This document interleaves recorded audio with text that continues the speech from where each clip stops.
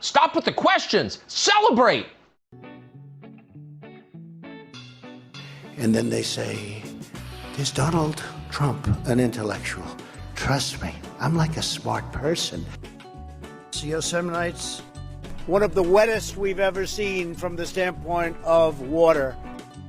Mike Lindell's a conspiracy. But you haven't. Person, woman, man, camera, TV.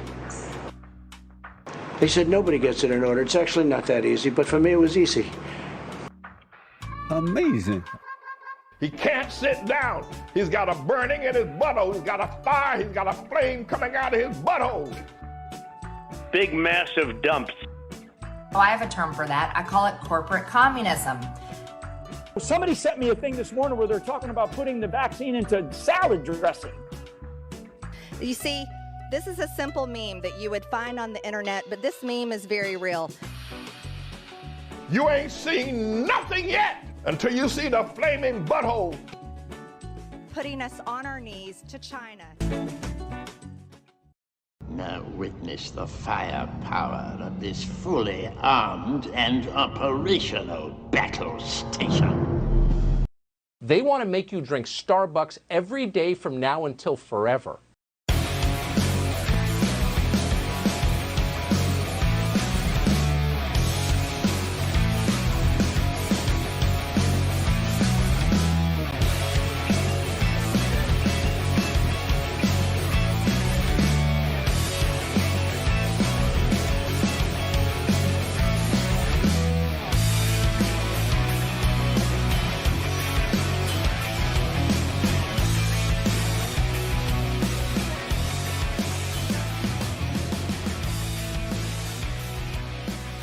On the nation,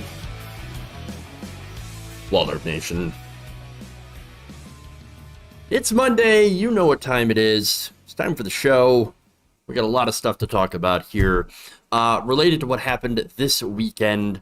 As you all know, there was a mass shooting in Buffalo on Saturday, and a lot of people are pointing the finger at right-wing media. Is there any truth to it? We're going to look into it. I'm going to break it down and see whether or not certain specific conservative programs might have had a little bit of influence on what happened in Buffalo. So hang on for that one. Also, we're going to see some very odd defenses from some very odd people. We're going to dive into that. We also have, of course, Fox News, unsurprisingly, busted for lying when it comes to the baby formula shortage. We will look into that as well. We have Trump. Look, last week, I believe it was last week, I had asked, is Donald Trump going to come to Madison Cawthorn's defense? Is he going to support him despite Madison Cawthorn weirding him out? I've got the answer to that. And then finally, a story. The Supreme Court legalized even more corruption today. So we're going to talk about that. And by the way, it directly benefits Ted Cruz. So Ted Cruz just won a huge victory for corruption. Big surprise. We'll get into the details of that as well. All right. So, it's quite the day today. So, everybody, fasten your seatbelts, hold on tight, and let's dive into the stories. We're going to start out with the stories about Buffalo.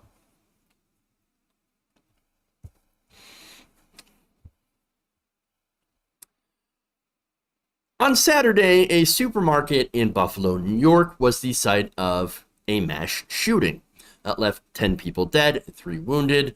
Mass shootings here in America aren't exactly big news. It seems like it happens a couple times every week. In fact, if we covered mass shootings on the show, I mean, that's all we would cover. America has a problem.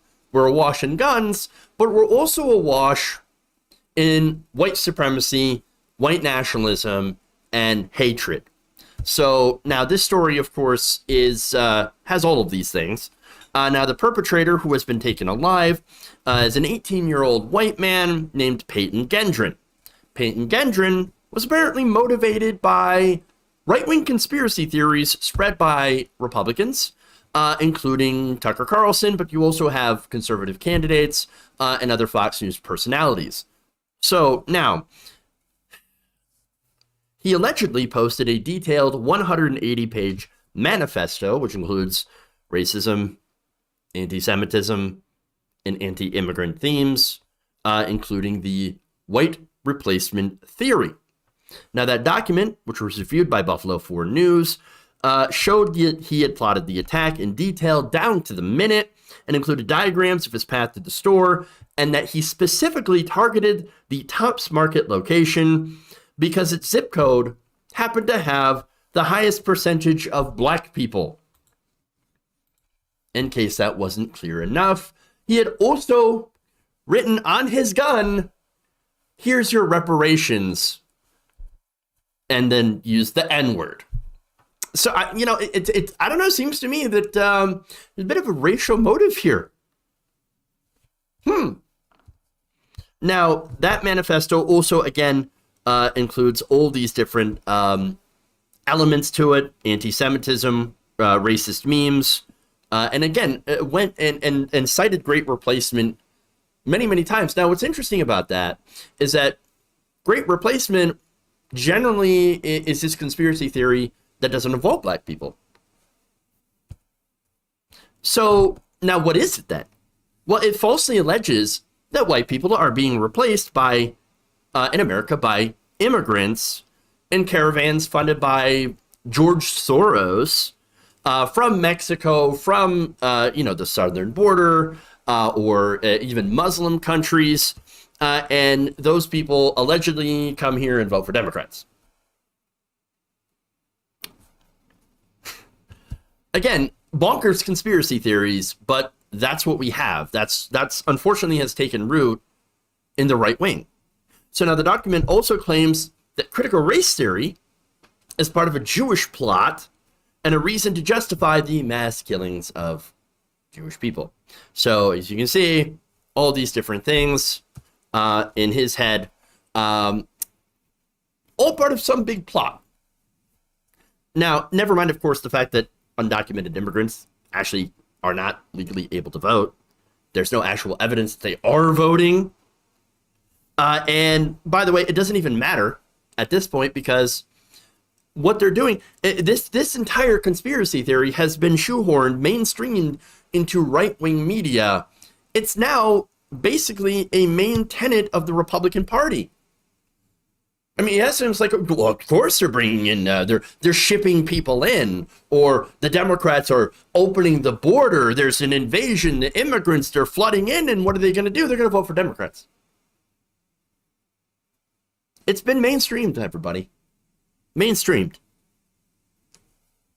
Now, one of the people that has helped mainstream this into the party is Tucker Carlson.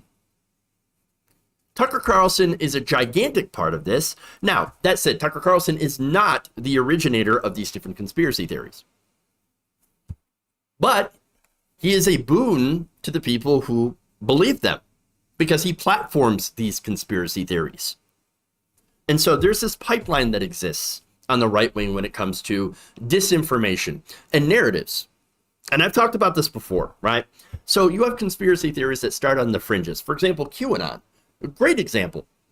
QAnon started off in the fringes and then bubbled up to the top. And now, of course, you have candidates that are QAnon or QAnon adjacent. And then you have, of course, people talking about groomers in the classroom. That's the whole groomer panic that's been going on in the right wing, where they talk about, LGBTQ plus teachers. They're out there. They're grooming your children into the trans lifestyle or transgender ideology. And they consistently talk about the trans ideology, the gay ideology. Just another effect of that. just another example of this pipeline and how these fringe ideas get brought up to the mainstream. Now, for this one, well, you had the great white replacement or whatever. Great replacement, white replacement, essentially interchangeable. This guy was radicalized by forums online. One of these forums, including 4chan, apparently, it said that he was bored at the beginning of the coronavirus pandemic. Well, you know, a lot of people were bored during the COVID pandemic. I have ADHD. I am bored all the time, constantly. I don't go out and shoot people. I don't plan out racist attacks. There's a little bit more here at play, it feels like. They're just a little bit of boredom. So I really hate that. So now 4chan or 8chan or 8kun or whatever it's known as now tends to be a place where these things tend to pop up, as well as obscure conspiracy blogs from the right wing. Then, of course, they bubble up from that.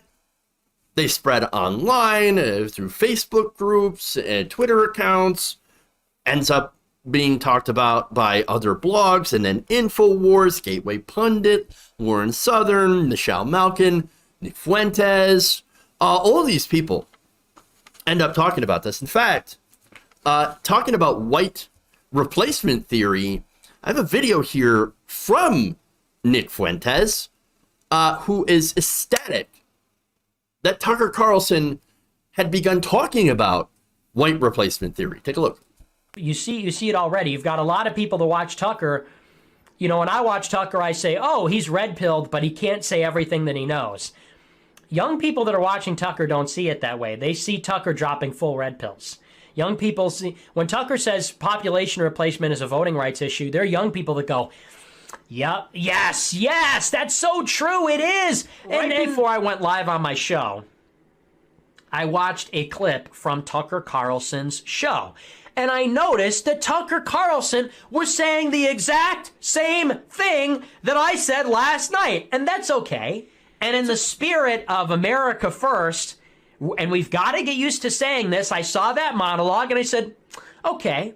So, you know, my talking points, I guess, are now mainstream enough that they're on Fox News. My talking points are mainstream enough to be on Fox News.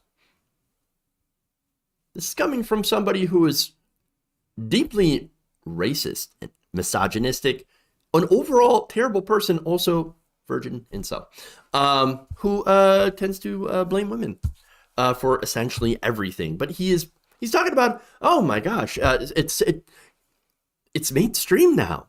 Wonderful. So now I have an example of him talking about white replacement theory on his show. Take a look.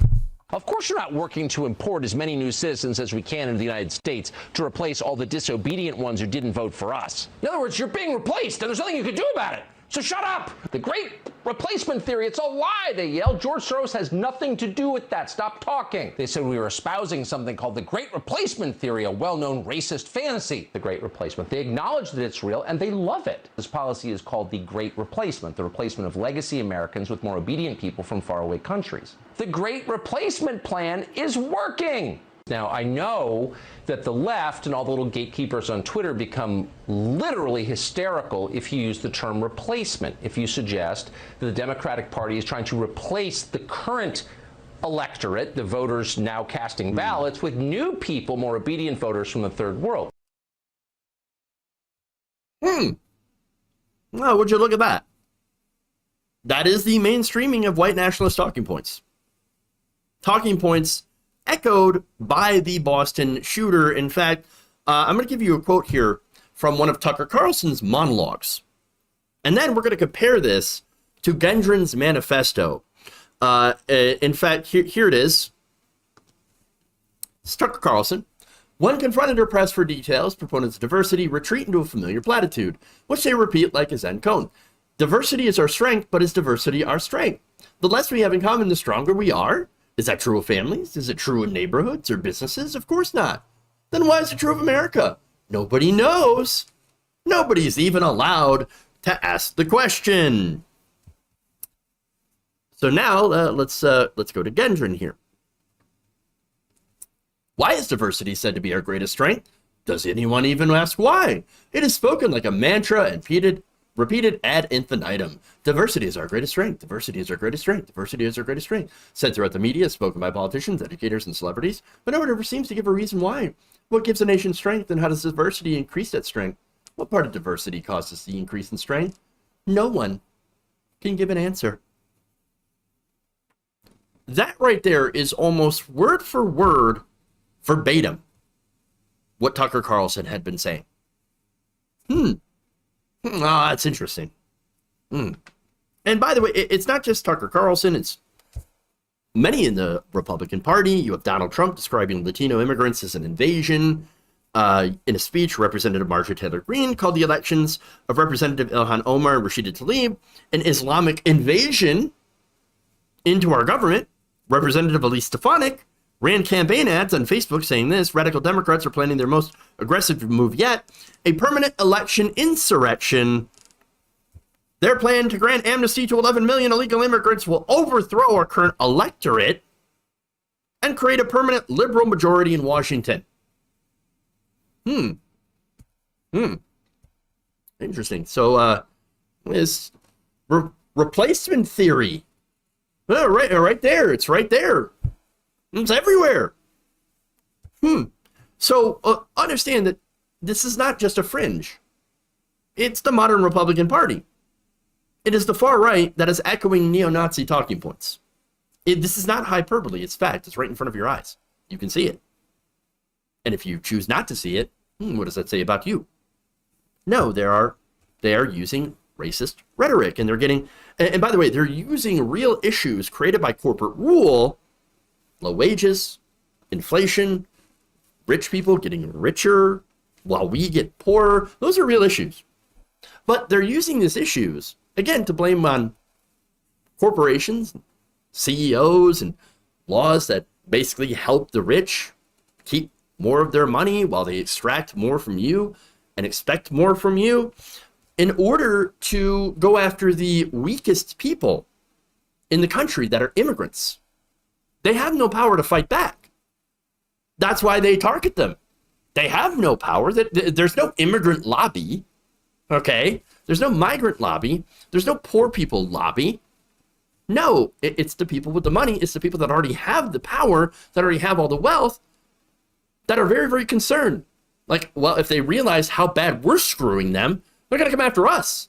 So why don't we point them at immigrants, black people, minorities? Let's do that. Let's have them all fight each other, divide and conquer, so they don't figure out who's really screwing them over. And of course, they also go after the Jews. Because the Jews, look, they've been scapegoated all throughout history. And so it's not surprising that they always go back to that one. So it is incredibly disturbing, and even more so the fact that there are certain people in this country that are supposedly on the left that just ignore that all of this is happening.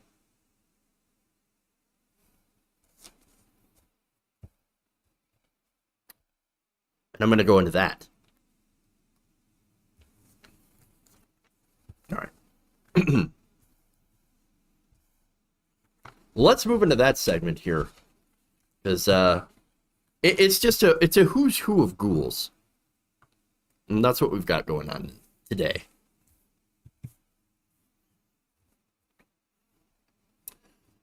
Following the mass shooting in Buffalo, New York, by an 18-year-old named Peyton Gendron, who wrote an entire racist manifesto referencing white replacement theory, critical race theory, blaming the Jews, certain people have decided to come out and defend Fox host Tucker Carlson, who has repeated many of these conspiracy theories, and not just Tucker Carlson, but of course, you also have different Fox News pundits, different figures on the right wing that have been echoing the same thing. So now first, this is an interesting example here because Ben Shapiro, who is Jewish, Now, again, they're anti-Semitic conspiracy theories that are part of white replacement theory. It literally says that it's the Jews that are funding immigrants to come into this country and replace white people as the dominant race in the country, ethnicity in the country. And so it's really strange to see Ben Shapiro coming out and defending this in his own way. So here's that. Now, what's interesting about this is that he tries to appear reasonable. Bernie Sanders is not responsible for the congressional baseball shooting. Barack Obama is not responsible for the mass shooting of Dallas police officers. And Tucker Carlson is not responsible for the Buffalo massacre. So again, not really referencing any of the white supremacist conspiracy theories that were spread by Tucker Carlson and then acted on by Gendron. So now, for one, nobody said that Tucker Carlson is solely responsible for the shooting.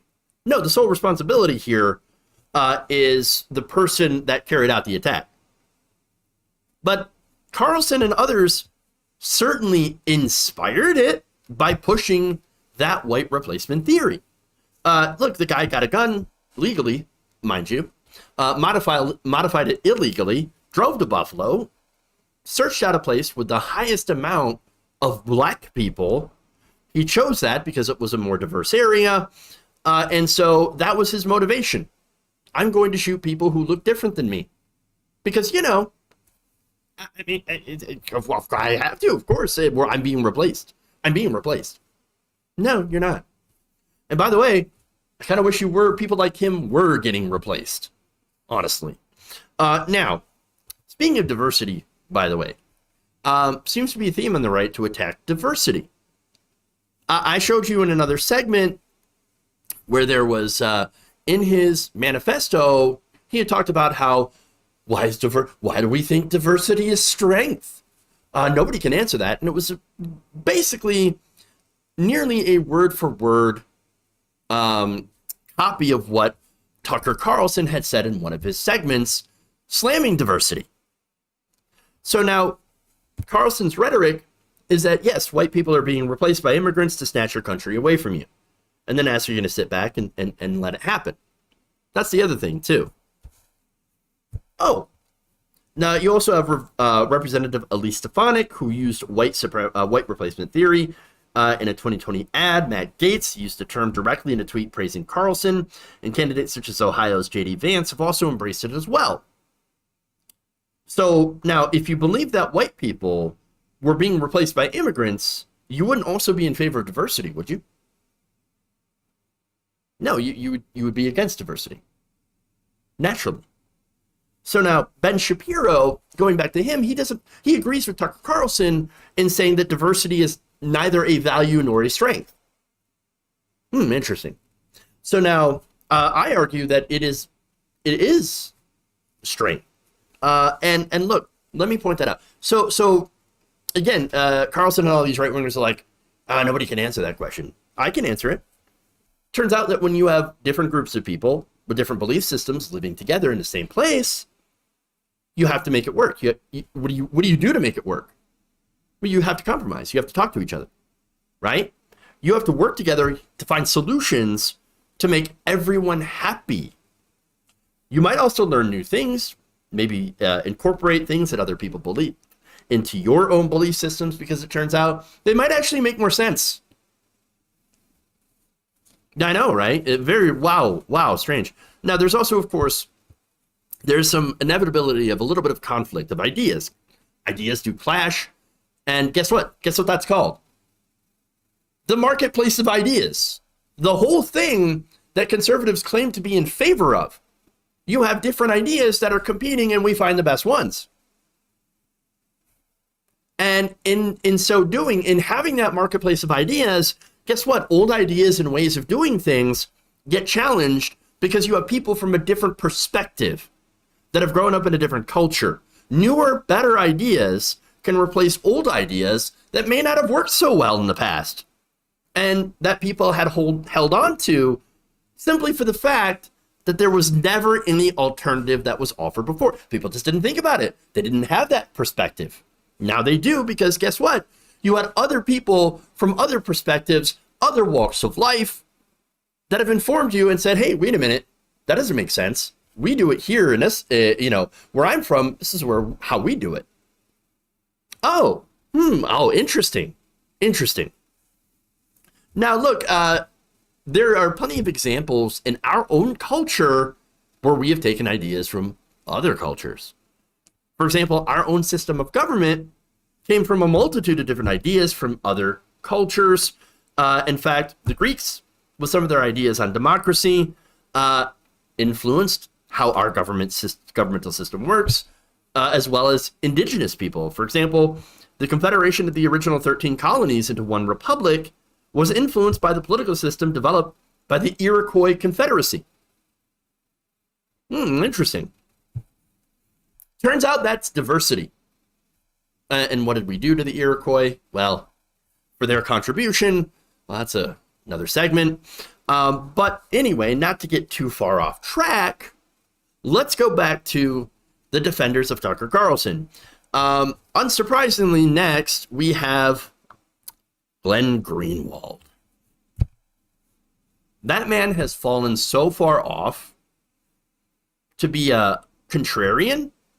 It's really kind of sad, because once upon a time, he was a fantastic journalist that actually challenged structures of power from both sides. Now, barely attacks the right. Barely. So now, here's what he said on this. In this very long piece on his Substack, I'm just going to pluck out a quick quote here. He said, "There's no racial hierarchy in Carlson's view of American citizenship, and to claim that there is nothing short of a defamatory lie." It's defamatory, everybody. How dare you attack my good friend Tucker Carlson, who, by the way, is not a racist at all. Really. So what's some of the stuff that Tucker Carlson believes? Well, back in April 2021, Carlson said that the worst attack on our democracy in 160 years was the Immigration Act of 1965. You know what that did? That repealed the racially discriminatory national origin formula, which ensured almost all immigrants were white people from Northern and Western Europe.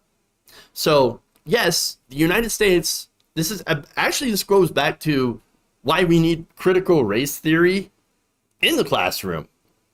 Not that we should, get it out of the classroom. No, we should put it in, because it was never in the classroom at all. Okay? We've had so many racially discriminatory systems in this country for years. Look, Chinese people built the railroads out west. I know a lot of people might be shocked at hearing that. And what did they get for their effort? Well, apparently Congress decided in the 1800s that there were too many Chinese people and literally banned them from immigrating into this country. And it's not the only time we've had bans like that before. So now, this, by the way, Carlson said that this law, quote, completely changed the composition of America's voter rolls. So his issue with this law, or the repeal of this law, is that it brought in non-white immigrants. Too many immigrants that are brown instead of immigrants that are white.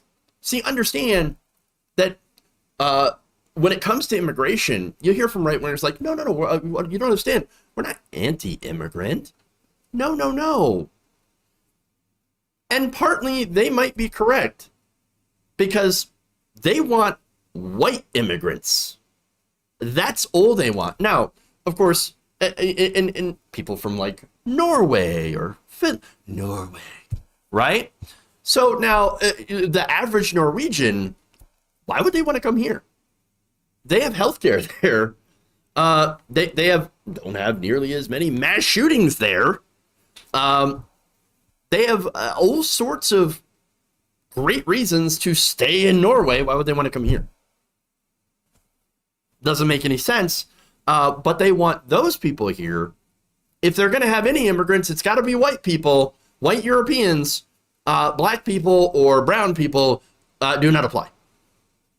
Shall not apply. We're not going to take you. We don't want you. So says Tucker Carlson. Okay? So now, look, that is textbook racism because he wants to leave out those other people because in his mind, they're not worthy. Remember, Tucker Carlson had talked about the Iraq war and said that we shouldn't be at war with Iraq. Okay, I agree with that. But then when you look at his reasoning, it's because he believed that they are semi-literate monkeys. That's what he had called them. We shouldn't get involved because they're obviously not humans.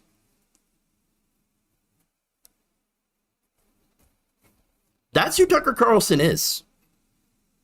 So now there's more. Commenter Camille Foster tweeted this: when a lunatic goes on a deadly rampage, maybe wait 24 to 48 hours before co-opting the tragedy to malice your political enemies. Ah, yes. Why won't you just wait before you say something? How dare you? How dare you? Wait, make a point that he's a white nationalist? There's more. Daily Wire writer Megan Basham called on critics to not pit racial groups against each other. How dare you? How dare you? Well, it seems like this guy was the one trying to do so. Remember, a lot of the far right wants a race war. They want races to fight each other, and for obviously white people to come out on top and I guess restore what they consider to be the proper order of things, where white people are on charge, are on top and in charge. Breitbart's Joel Palick said this. He said, replacement theory would be far less of a problem if it did not offer a compelling explanation of why Democrats are trying to open the southern border to as many migrants as possible and offer them a path to citizenship and voting. Note, no one ever provides a better explanation. Okay.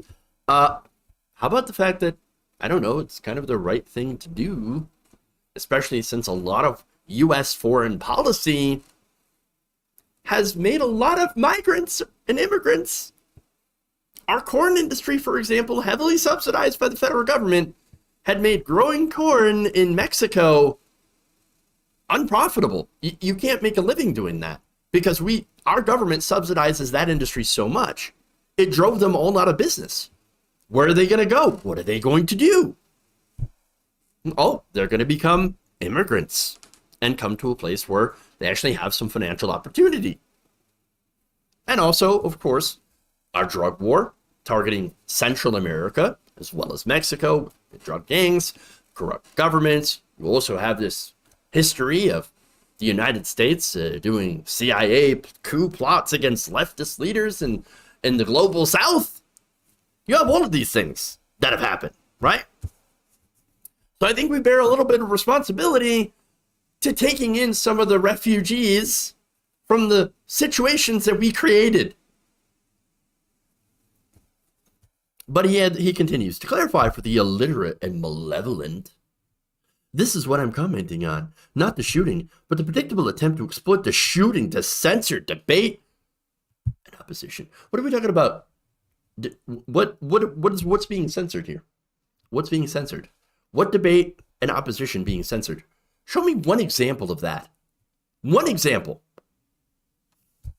No, we're talking about refugees, which, by the way, by law, we're obligated to admit. Why are you against a pathway to citizenship? Could it be, of course, that you're that you don't want brown people in America? And why would that be? Why would that be? What's wrong with brown people? Oh, right. If you think that if they're inferior to you, that's why you wouldn't want them in this country. We have a word for that. It's called racism. Now, by the way, there are some that'll make the argument, but we still want them voting for Democrats. You know, once they eventually, because they don't just start out with the right to vote, it's a long, long process for immigrants to become legal citizens and then get the right to vote. And so they're not just coming in with a couple of rubber stamps to say, okay, here you go, you can vote. No, that's not what's happening. But even when they get the ability to vote, well, then why doesn't the Republican Party just do policy that is, I don't know, favorable to them, favorable to working class people? And again, you got to understand, when we talk about working class, we're not just talking about white people, because it's not white people that just work. And so that's the thing that bothers me about that particular phrase. Immigrants work incredibly hard, often at jobs where they're not paid enough, nearly enough, to do that work. And of course, if you're an undocumented immigrant, you still pay into taxes, but you never see anything in return. And you are constantly threatened about your immigration status by companies that were more than willing to exploit you for your labor, for your cheap labor, by the way. That's an issue here. So, look, as far as doing things for your voters, look, if the Republicans actually defended the working class, they would do policies that are pro-working class. But they don't. And by the way, neither do the Democrats. Democrats, look, have a huge, the bedrock of the Democratic Party right now is black people, black voters. Have the Democrats done anything for black voters? No, they couldn't even pass voting rights. But black people are solidly Democratic. Why? Well, it just comes down to what the party basically advocates for. The Republican Party is the party of white grievance. They are the party of racism. Didn't used to be that way, but they are. And they run on racism. They run on trying to divide working class people against each other in order to protect wealthy donors. And that's really what it comes down to. Okay? So, look, unless you're rich, and you know, as a black person, unless you're rich,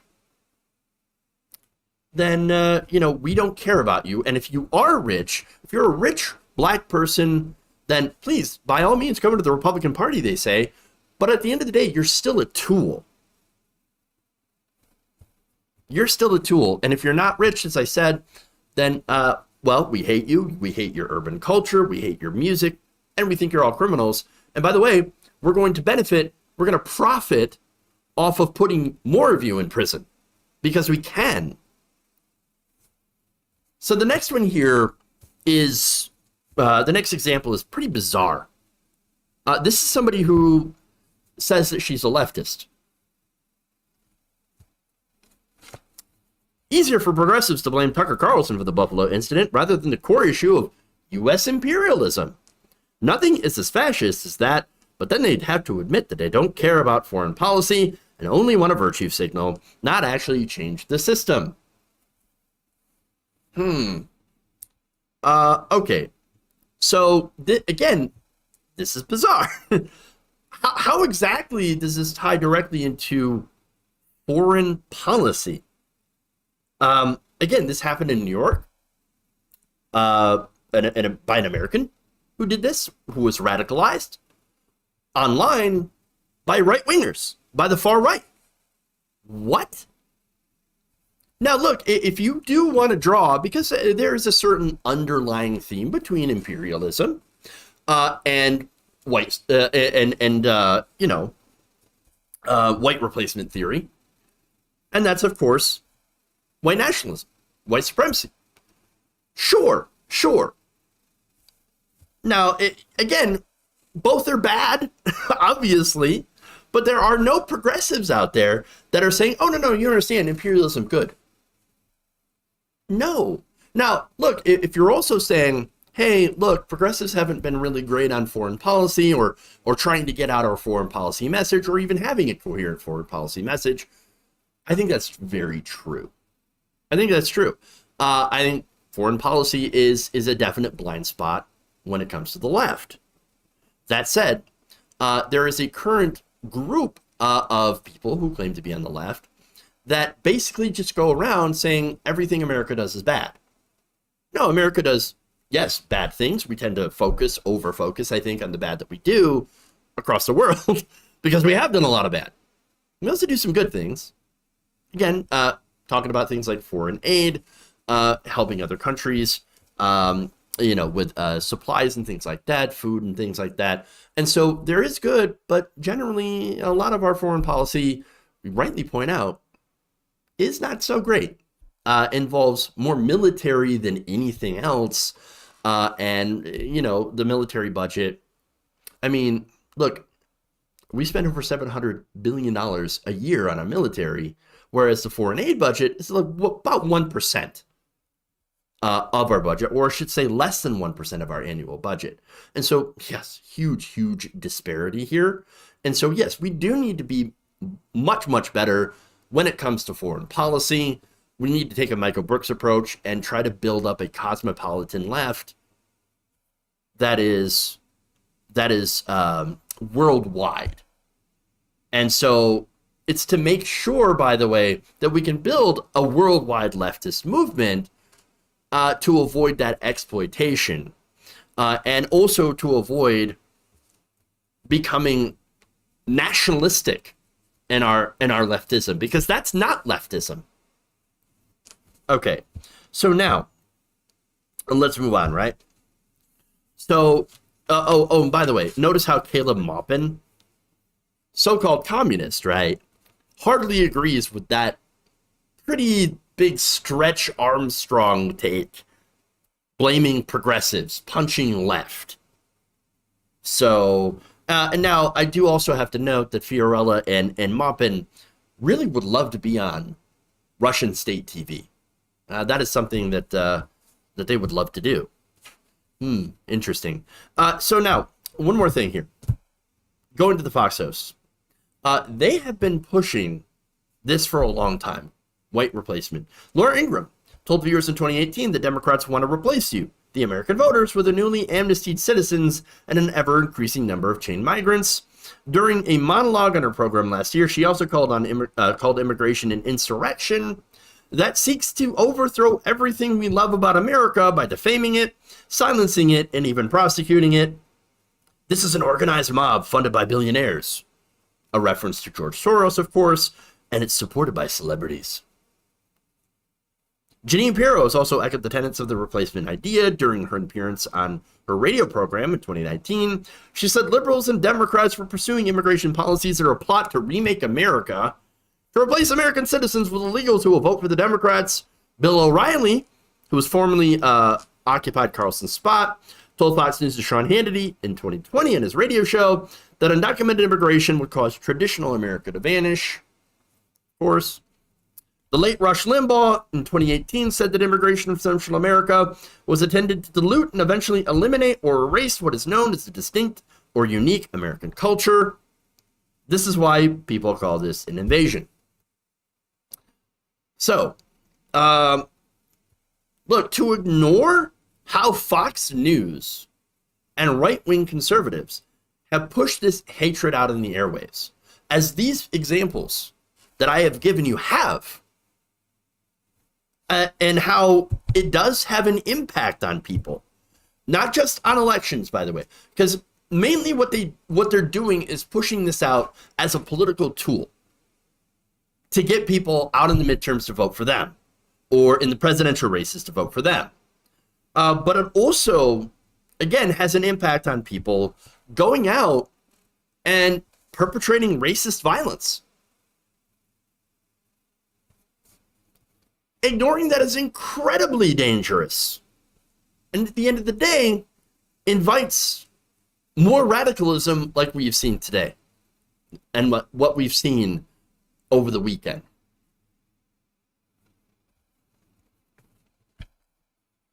It's super gross.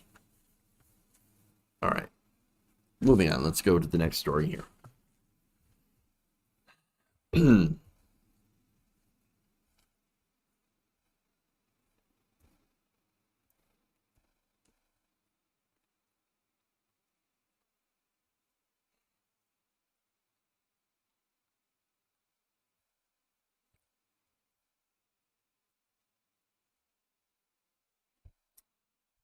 Fox News has been caught falsely identifying photos from a border facility as pallets and pallets of baby formula for illegal immigrants. Of course. Right now, of course, you know that there is a shortage of baby formula thanks to one of the larger producers of it being shut down as a result of bacterial contamination. So the FDA, they found that there is contamination of Chronobacter in some of these pallets of baby food. They had found this, and of course a whistleblower had come out and said that, hey, look, there are people that know about this in the company, and they have ignored it. And they ignored it in order to save money. They didn't want to spend money fixing the machines, and so as part of the drying process, you had an issue with these machines, with these pipes specifically, allowing Chronobacter bacteria to grow and to contaminate the supply of baby formula. And so now, this whistleblower again pointed out how executives knew it, and they decided to spend money that they could have used fixing the machines, replacing them, and doing $5.7 billion worth of stock buybacks. So that's their priorities. By the way, these Chronobacter bacteria contamination killed 2 infants. So 2 parents, I'm sure the parents of these, that are devastated by the loss of their children are comforted in the fact that some of these executives ended up getting a high return on investment. Or maybe not. Or maybe not. Now, the company, Abbott Laboratories, was cited for safety violations, by the way, to the FDA, leading to them being shut down. Now, conservative media, very silent about these things. Very silent about the corporate greed, about them, this company not, needing additional regulation or just to be regulated in the first place. But now are very, very outraged that some of the formula from other companies ended up having to go to immigrants in detention, or else, of course, they would starve. Representative Kat Kamek, you might remember, shared some photos that she claims were given to her by a Customs and Border Patrol agent of, quote, pallets and pallets of baby formula that they have sent to the border. And of course, making the accusation that the Biden administration is taking that formula out of your baby's mouth and sending it to illegal immigrants. The illegals. Now, first off, how much formula is actually going to migrants versus Americans? I mean, you look at the numbers, it's pretty small.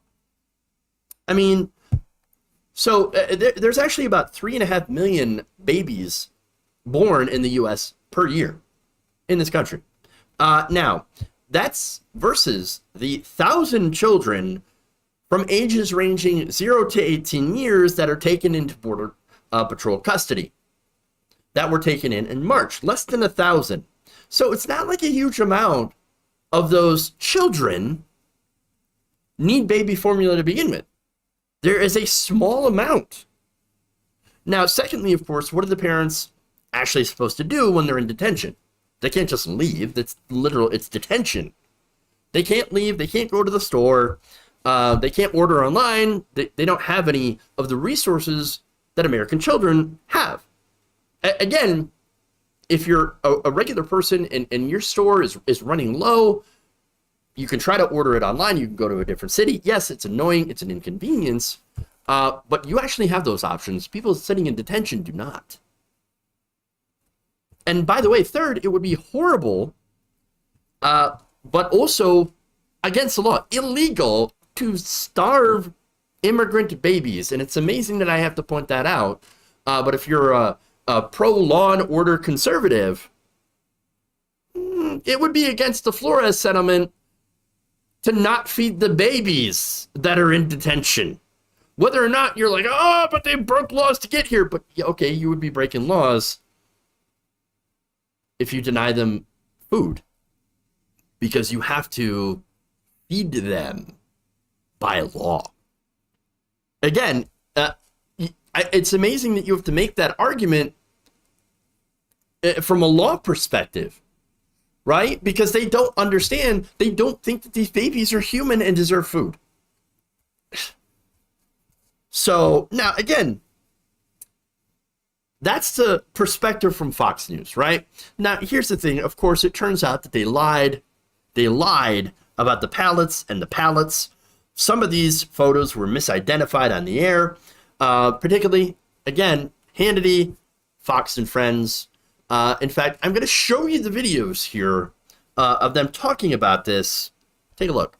New photos inside a migrant facility, this one in McAllen, Texas. Look at that, pallets and pallets of baby formula for illegal immigrants and their families. Even as hardworking American families, we're now suffering a massive a nationwide formula shortage. Border children, the illegal immigrant children, are getting formula. She said there are vats of them, big pallets of them on this truck that are being stocked at the border. These illegal aliens are getting, quote, pallets of baby formula from the Biden administration. As Kamak put it, quote, they're sending pallets of baby formula to the border. Meanwhile, in our own district here at home, we cannot find baby formula. Pallets? We got pallets and pallets of just baby formula that's going right to the illegals. That's even. That's. Really? Now, again, here's the thing, right? A lot of the products that are on the pallets were marked not as formula, but as powdered milk. It's a different thing. They're actually different. So, look, let me see if I can bring that up, a better picture of this, of these pallets, but, I'm sorry, of the things on the shelf. So, I mean, obviously, you do actually see quite a bit of baby formula on that second shelf. Other stuff is not marketed as baby formula. That's actually stuff for older children, for older infants, over a year in age. So, look, Nido, which is the stuff that was on the pallets, Nido is not baby formula. It's powdered milk. Nestle, the manufacturer, specifically notes that Nido products are only intended for children ages 1 year and older. Oh, interesting. So look, they are lying about this. A lot of that stuff, and I'm not saying that there's no baby formula. Obviously, you have to send baby formula to the babies that are in immigrant detention. But it's not taking from average Americans. No, they had a stockpile that was before. They're supposed to keep these areas stockpiled. Odds are they had already bought it and had been waiting to use it for some time. And some of the orders that have come in were orders that were made months ago. So, look, again, we're not monsters. We have to provide this formula to infants. But what Fox News is doing is basically taking something that isn't the fault of the Biden administration, for one, and using it as a 1-2 to attack the Biden administration and to foment hatred against immigrants, especially babies. Again, the pro-life party being very, very angry at infants eating, and using, of course, all of that to get Americans angry. Americans, of course, who are dealing with inflation, who are dealing with these pressures, and yes, dealing with supply shortages, but to get them angry at the wrong people. And that's what this is about.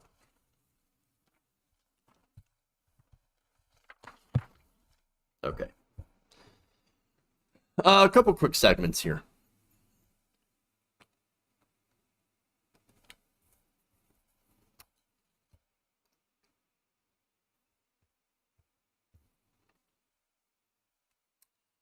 It appears that former President Donald Trump has indeed come to the rescue of Madison Cawthorn. Not long ago, I talked about how Trump had seen some of the Oppo research, the drip coming from the Republican establishment, using, of course, various channels, including Democrats, to go after Madison Cawthorn. So, he he saw some of this stuff and was like, oh man, that's weird. Is he effing his cousin? Oh, that's I'm weirded out by this. Apparently not weirded out enough to pull his support. And I had asked the question, is Trump going to pull support? Is Trump going to not endorse him? And it turns out he did. Now, again, this is in the midst of that drip campaign, the Oppo research campaign. Cawthorn is drowned in allegations of sexual impropriety. I don't actually care about Cawthorn's sex life. Let me just be honest about that. Doesn't actually bother me. But his party does. His party is very, very concerned with what people do in their own, in people's bedrooms, or, you know, what people do in their own bedrooms, with their own bodies, and with who. Of course, this all started once Cawthorn claimed to have been asked by members of Congress to join them in partaking in cocaine and sex parties. Once he did that, boy, did the Republican establishment come down on him like a hammer, unlike anything we've ever seen. In fact, I would love to see, Democrats go after people like Henry Cuellar or Joe Manchin in that regard. But no, they only go after progressives. Different segment, different time. But look, I think Cawthorn is awful. So I'm all in on this. Totally fine. But at the same time, their reaction proves that there might be some merit to what he was saying. That there probably are cocaine sex parties going on in Washington. And I know, of course, that causes everyone here listening to, first of all, imagine it, and then want to bleach their brains. I know I certainly would want to. Now, those allegations against Cawthorn, of course, Trump said he was weirded out. Everybody's kind of weirded out. But nobody, at the end of the day, nobody really cares on the left, but they care too much on the right. Now, Trump, for his part, in a message posted to Truth Social, defended this and said he was ready to give Cawthorn a second chance. Quote, when Madison was first elected in Congress, he did a great job. Recently, he made some foolish mistakes, which I don't believe he'll make again. Let's give Madison a second chance. By the way, look, when he says foolish mistakes, I don't think that he is talking about all the other things Madison Cawthorn had done. For example, getting caught having a weapon, taking his gun into the airport. Nobody cares about that. Right-wingers love it. It's like, you're bringing your gun everywhere and threatening, I shouldn't say threatening people, but having a gun in an airport, you're not supposed to do that and could be considered a threat because he is a massive right-winger. None of those really matter to Trump. He's totally fine with that. It's just the sex stuff. Really, the sex stuff. Now, in case you're thinking that this might be a demonstration of the power of forgiveness, as suddenly they have turned into bronies. No, let's note that Trump has a lot of allegations against him. Rape, sexual assault, even knew about Jeffrey Epstein's pedophilic proclivities, all that stuff. Again, I don't know how much of a factor that is, but I'm not going to discount it. But I think the main reason Trump has gone to Cawthorn's defense is because Cawthorn has been loyal to Trump.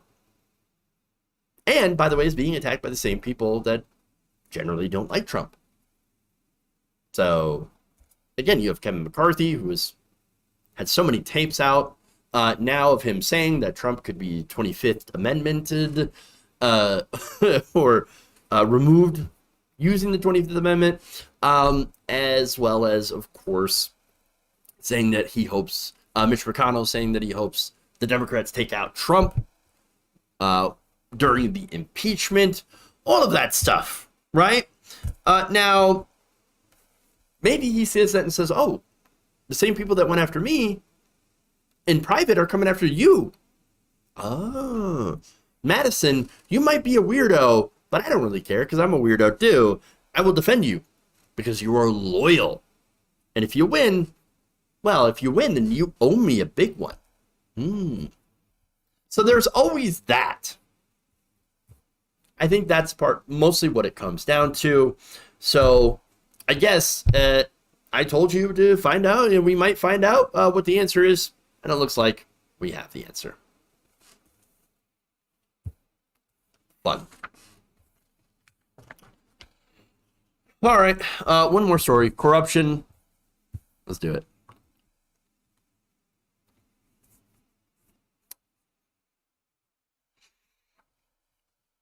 The incredibly conservative pro-corporate Supreme Court just ruled in favor of corruption and Ted Cruz, which I guess are synonymous now. In a 6-3 decision, the Supreme Court ruled Monday that in a case brought to the court by Ted Cruz, that he would be able to now ask his donors to help pay himself back for money that he had loaned to his campaign in 2012 and 2018. So now these loans went from his personal account, and you've heard of politicians doing this before. Trump doing this, taking money from his own accounts, his personal money, and investing it into his campaign. Millions of dollars, in the case of Ted Cruz, $500,000 loaning to his campaign. Now, generally, if you lose that money, if you lose your campaign, well, I mean, you generally take a loss on that money. Generally.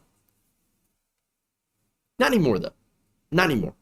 HuffPost reports that Cruz won the ability to recoup his loans with political donor money after the court ruled that a 2002 campaign finance law creates an unconstitutional burden on freedom of speech. That law prohibits candidates from raising up to $250,000 in post-election contributions. That in order to repay loans made during a federal political campaign. So now the court's decision could create a new way for political candidates to finance their campaigns through personal loans that would then be paid back later by the donors. Gee, I wonder if that creates the appearance of corruption. Oh, right. It also, according to HuffPost, could enable politicians to personally make money on their campaigns by charging interest on loans later repaid by political donors.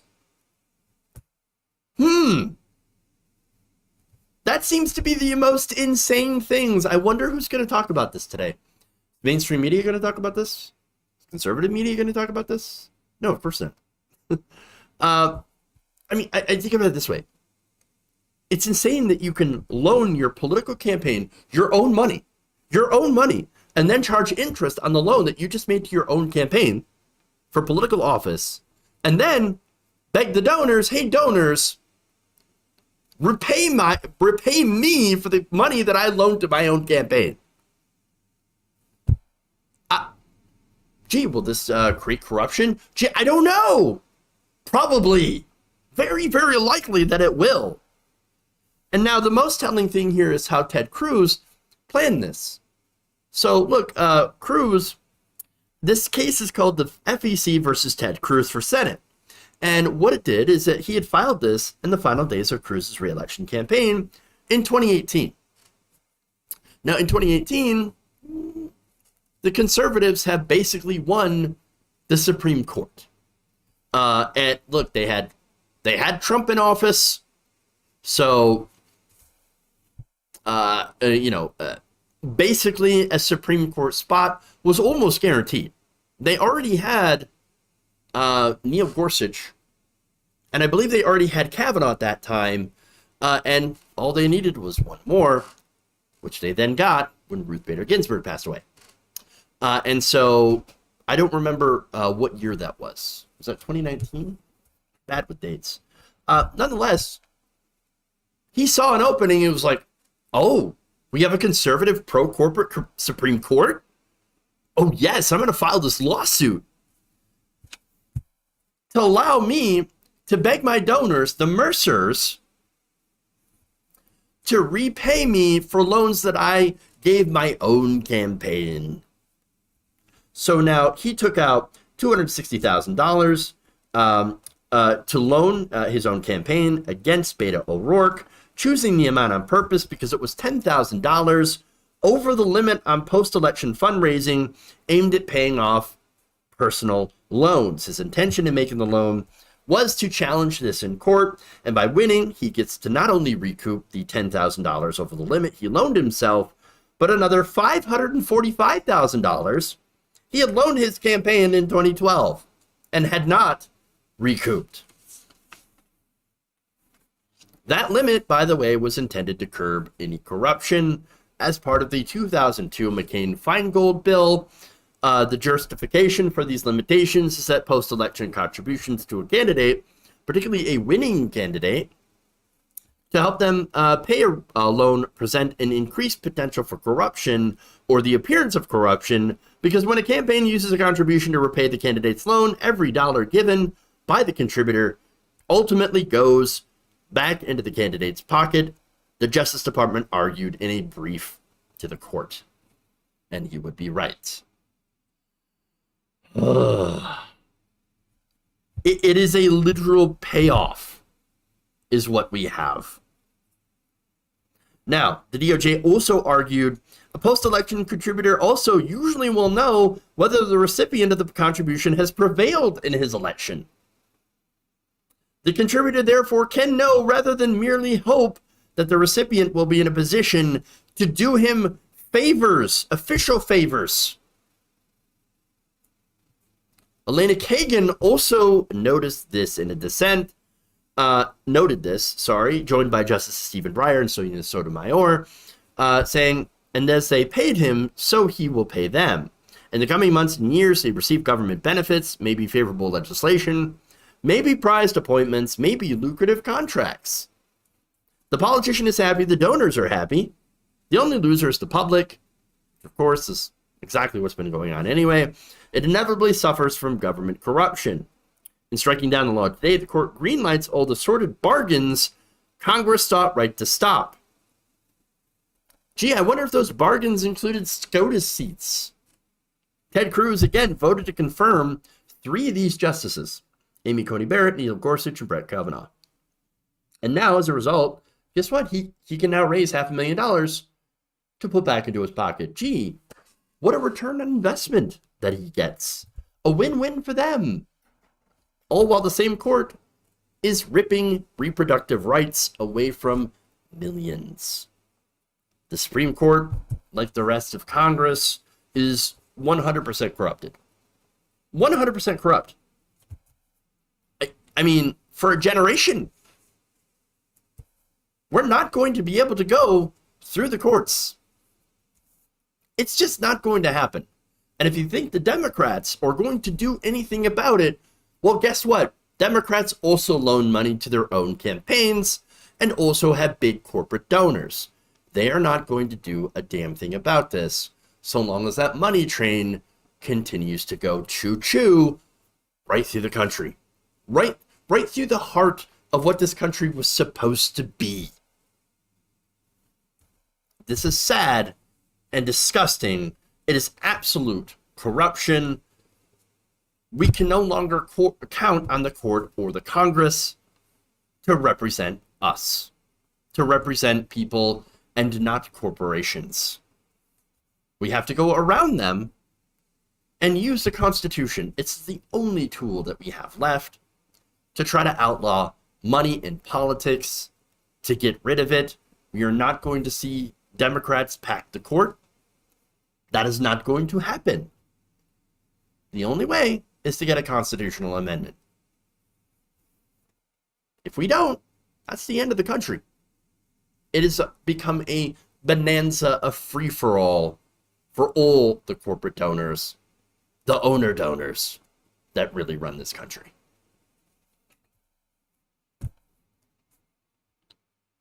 So, that's depressing. Very, very depressing indeed.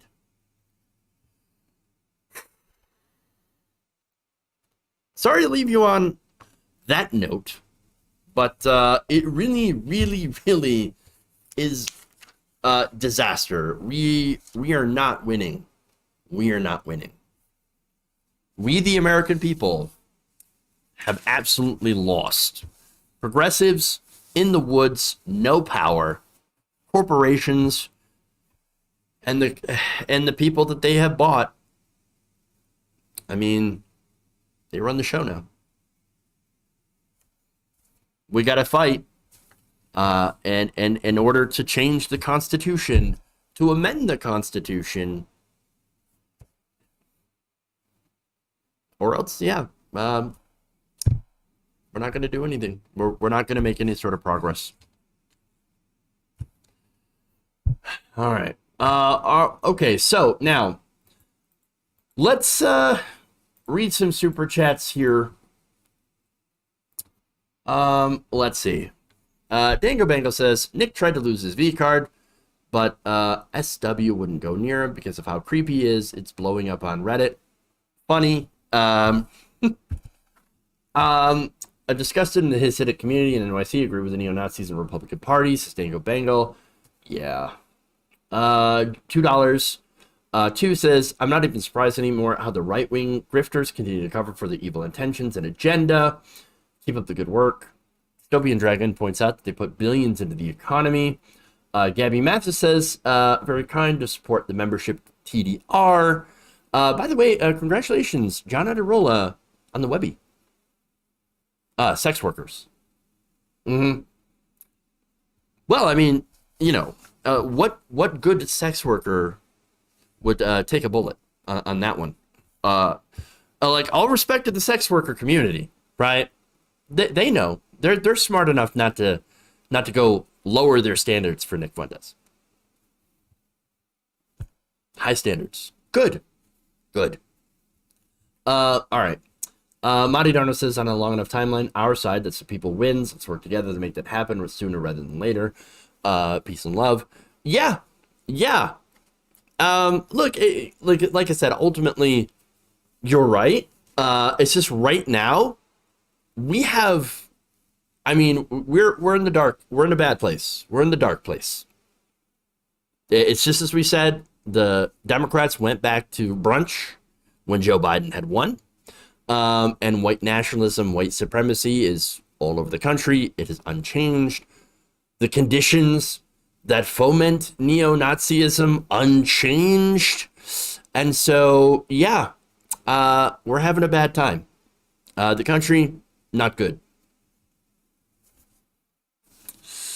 Okay. All right. Anyway. Let's go to Twitch here. Santra Andrea, thank you for the 300 bits. And for resubbing for a month of tier 1 for a year. Oh, wow. Let's see. Kathleen, thank you for resubbing for a month of tier 1 for 10 months. Thank you. Occam's Taser, thank you for gifting a tier 1 sub to Phaedrus. Appreciate that. Really, really appreciate that. Let's see. Did not contribute, but Button said I did on Facebook. I don't have that money. I would go through Facebook. I don't control any of the donation stuff.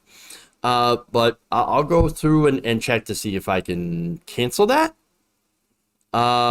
So, yeah, I'll see if I can do something about that. If not, you'll have to appeal to Facebook and figure out how to cancel or put a stop on that. A good suggestion, too, is if you have banking, if you go through a bank, which I think obviously you do, I would put a stop or a hold on that transaction. So don't worry. Put a hold on that transaction and make sure you have enough to do your groceries. I don't want to see anybody going hungry for a mistake. Okay, so anyway, Sunshine Drea, thank you, everybody. Thank you. Love you all. I appreciate you all.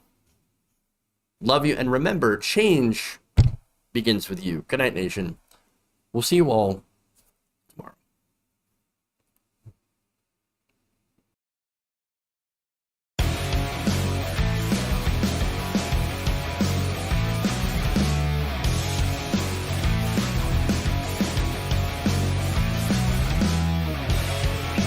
I will eat your ass. Wet ass keyword. It's like Sharknado, except for food. Mike Pence. There's some whores in this town. Obama. Disappointed!